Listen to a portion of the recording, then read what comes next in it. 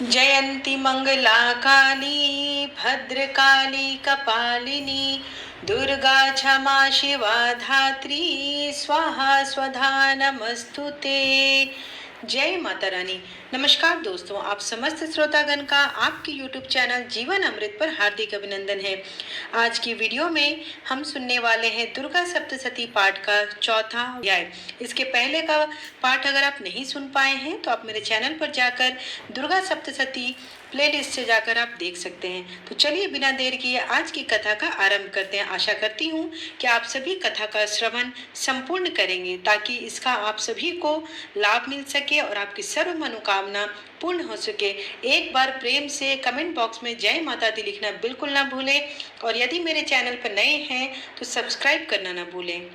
जिन देवी को देवगण चारों ओर से आवृत रखते हैं और सिद्धि लाभ की आकांक्षा वाले मनुष्य जिनकी सेवा शुश्रूषा में तत्पर रहते हैं, उन जया नाम वाली दुर्गा देवी की आराधना करना उचित है। उनके अंगों का वर्ण काले मेघों के समान श्याम रंग है। उनके कटाक्ष मात्र से ही शत्रु समूह व्याकुल हो उठता है। उनके मस्तक पर चंद्रमा की रेखा बंद होकर शोभायमान होती है। उनके हाथों में शंख चक्र तलवार त्रिशूल आदि शोभित है। वे तीनों नेत्रों वाली देवी अपने वाहन सिंह के कंधों पर सवार होकर अपने प्रभाव से त्रैलोक्य को पूर्ण कर रही हैं।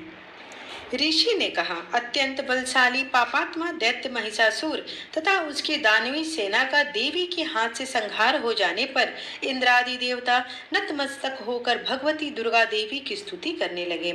ऐसे समय में उनके सुंदर अंगों में प्रफुल्लता के कारण रोमांच सा भर गया। देवताओं ने कहा, आपका स्वरूप ही सब देवों की शक्ति समूह है। आपने अपनी शक्ति से संपूर्ण विश्व को व्याप्त कर रखा है। आप समस्त देवों तथा महर्षियों के द्वारा परम पूज्य हैं। हे जगदम्बा, हम आपको भक्ति भाव से प्रणाम करते हैं। आप हम लोगों का कल्याण करें।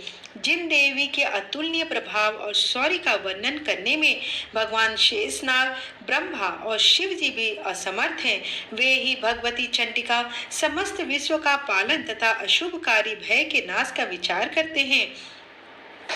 जो धर्मात्माओं के गृह में लक्ष्मी रूप से, दुरात्माओं के यहाँ निर्धनता रूप से, विशुद्ध अंतःकरण वाले पुरुषों के हृदय में बुद्धि रूप से, सज्जनों में श्रद्धा रूप से तथा कुलीन मनुष्यों में लज्जा के रूप से विराजमान रहती है, उन महामाया भगवती दुर्गा को हम सब प्रणाम करते हैं।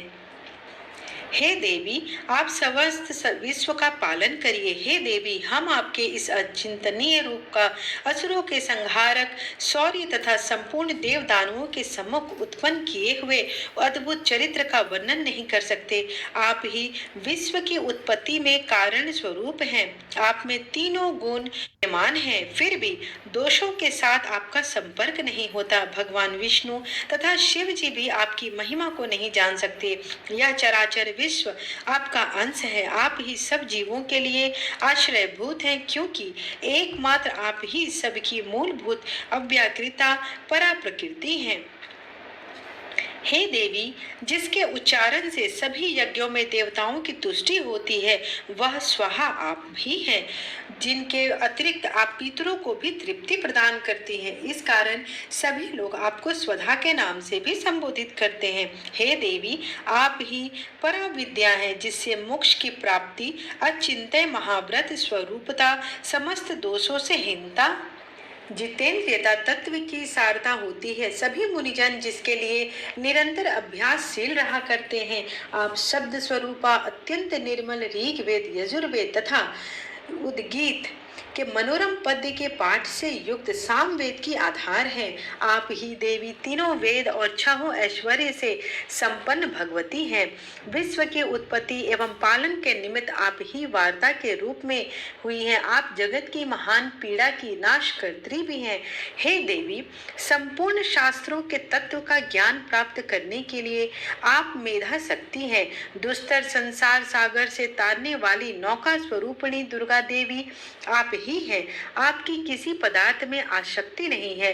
आप ही कैटव के शत्रु भगवान विष्णु के वक्ष में निवास करने वाली लक्ष्मी तथा शिव द्वारा सम्मानित गौरी देवी भी आप ही हैं। आपका मुख कमल मृदु हास्य से युक्त निर्मल पूर्ण चंद्रव्य के समान और उत्तम स्वर्ग की सुंदर आभा से भाषित है। फिर भी आपके इस अनुपम लावण्य को देखकर महिषासुर ने कुपित होकर आप पर आघात कर दिया। यह बहुत ही आश्चर्य की बात है। हे देवी, वही मुख जब क्रोध की मुद्रा में उदयकालीन चंद्रमा के समान अरुण तथा चक्र भौहों के कारण भयंकर हो उठा, तब उस रूप को देखकर महिषासुर का प्राणांत नहीं हुआ। यह और भी अधिक आश्चर्य की बात है, क्योंकि क्रुद्ध यमराज के सामने कौन प्राणी जीवन धारण करने में समर्थ हो सकता है। हे परमात्मा स्वरूपा देवी, आप प्रसन्न हो। आपके प्रसन्न होने पर विश्व का उत्थान द्वारा ही होता है, कुपित होने पर कितने ही वंशों का नाश हो जाता है। यह बात अनुभव द्वारा ही प्रत्यक्ष प्रमाणित हुई है। आपके क्रोधाग्नि में महिषासुर की विशाल वाहिनी सेना क्षण भार में मात्र से ही भस्म हो उठी। आप सदैव अभ्युदय करती हैं। आप जिन लोगों पर कृपा दृष्टि रखती हैं, वे ही लोग देश में सम्मान, धन और ख्याति प्राप्त करते हैं। उन लोगों का धर्म कभी शिथिल नहीं होता तथा वे ही अपनी स्त्री, पुत्र और भाइयों के साथ रहकर धन्य धान को भोगते हैं। हे देवी, आपकी कृपा से धर्मात्मा व्यक्ति श्रद्धा पूर्वक सदैव धर्म आचरण में निरत रहता है और उसके प्रभाव से स्वर्ग लोक को प्राप्त करता है। अतएव आप निश्चय ही त्रैलोक्य का मनोवांछित फल प्रदान करती हैं। हे माँ दुर्गे, आप स्मरण मात्र से ही सब जीवों का भय निवारण करती हैं और स्वस्थ मनुष्यों द्वारा चिंतन करने पर उन्हें परम कल्याणकारी बुद्धि भी देती हैं। दुख, दारिद्र्य और भयहारी देवी, आपका वित्त परोपकार के निमित्त सदैव द्रवित होता रहता है। ऐसा दूसरा कौन है? हे देवी, जो राक्षस तक नरक भोग करने के लिए पापाचार करते रहे, उन्हें युद्ध में वध करके आपने स्वर्ग में भेज दिया तथा संसार को सुखी करने के उद्देश्य से ही आप उनका वध करती हैं। आप अपने शत्रुओं पर शास्त्रों का आघात क्यों करती हैं? आप केवल अपने दृष्टिपात से ही संपूर्ण दैत्य समूहों को भस्म कर सकती हैं, तो भी आप ऐसा न करके युद्ध स्थल में उनका संहार करती हैं। इस बात में भी कुछ रहस्य जान पड़ता है। वह यह है कि मेरे शास्त्रों के प्रहार से पवित्र होकर ये सब स्वर्गपुरी में जाएं। इस प्रकार उनके प्रति भी आपके उत्तम विचार होते हैं। खड्ग से तेजो राशि की भयंकर दीप्ति तथा आपके त्रिशूल के अग्रभाग की घनीभूति कांति से चकाचौंध होने पर भी असुरों की आंखें नष्ट नहीं हुई, क्योंकि वे सब मनोरम किरणों से युक्त आनंद प्रदान करने वाले आपके मुख चंद्र का दर्शन कर रहे थे। हे देवी, आपका शील दुरात्माओं के निवारक है। आपका रूप अचिंतनीय तथा अतुलनीय है। आपका पराक्रम देवताओं के विजेता, दैत्यों का नाशक है। इस प्रकार आपने अपने शत्रुओं पर सदैव दया ही दर्शाई है। हे वरदात्री देवी, आपके इस शौर्य की तुलना कहीं भी नहीं हो सकती। शत्रुओं को त्रस्त करने वाला एवं अत्यंत मनोहारी रूप अन्यत्र कहाँ दिखाई पड़ सकता है। हृदय में दयालुता और युद्ध में निर्दयता, ये दोनों बातें एक साथ होने का भाव केवल त्रैलोक्य में आपके सिवा और किसी के पास नहीं है। हे अम्बे, आपने शत्रुओं का वध करके उन्हें अमर पद दिलाया है। उनसे प्राप्त होने वाला भय को हम लोगों से दूर किया है। हमारा आपको नमस्कार है। ऋषि ने कहा, इस प्रकार सब देवों ने उन जगन माता का मिलकर स्तवन तथा नंदन कानन के दिव्य पुष्पों एवं गंध चंदनादि के द्वारा पूजन किया। तदंतर दिव्य धूपों की सुगंध अर्पित की। तब देवी ने करबद्ध होकर प्रणाम करते हुए उन देवताओं से कहा। देवी ने कहा, हे देवगण, तुम सब लोग मुझसे अपना अभीष्ट पदार्थ मांग लो।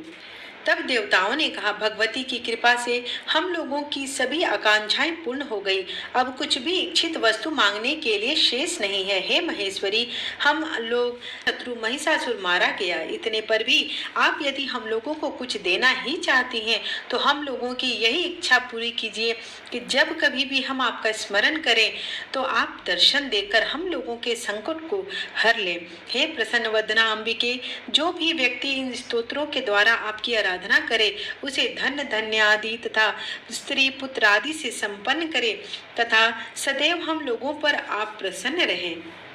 बोले, हे राजन, देवी ने अपने तथा विश्व के कल्याणार्थ जब भद्रकाली देवी को स्तुति द्वारा प्रसन्न किया, तब वे तथास्तु कहकर अंतर्ध्यान हो गई। हे राजन, पूर्व काल में त्रैलोक्य की हिताकाशिनी देवी जिस प्रकार देवों के शरीर से प्रादुर्भूत हुई थी, वह सब कथा मैं तुम्हें सुनाता हूँ।